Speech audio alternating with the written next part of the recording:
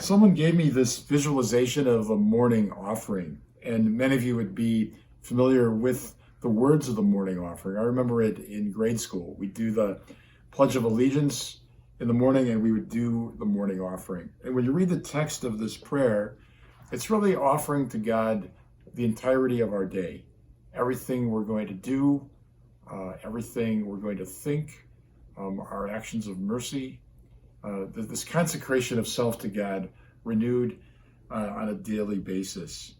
And it really speaks powerfully of the consecration of baptism.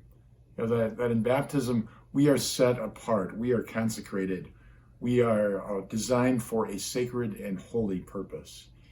And the second reading from Mass last Sunday reminded us that we are a holy nation of priests, and we have been set aside to do God's work in this world. So it reminds us that every baptized person shares in the priesthood of Jesus Christ. Those of us ordained, our ordained priesthood is designed to be at the service of the priesthood of the baptized.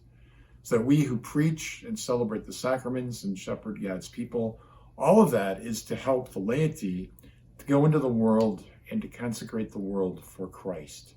So it's in the secular order of things that the vast majority of the work of the church gets done. But this daily consecration just reminds us of who we are, that we are beloved children of God, and it reminds us of what we are called to do, and that is to be a presence of Christ in this world, to be a servant of the gospel, to be a disciple of the faith. So if we know who we are, and if we know what we're called to do, then there's a tremendous clarity given on a daily basis.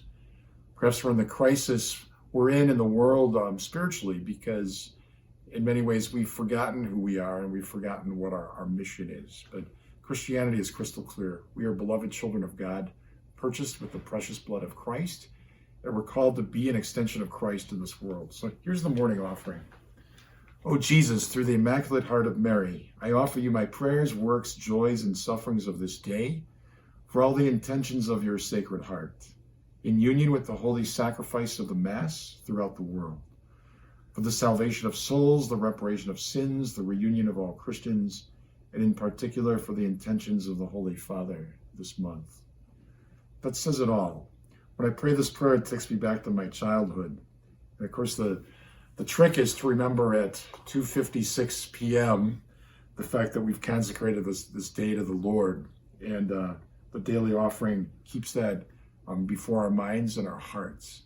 So remember who you are. You are a beloved child of God, purchased with the precious blood of Christ, and you have this ineffable, eternity bearing mission to proclaim the gospel and to live the faith.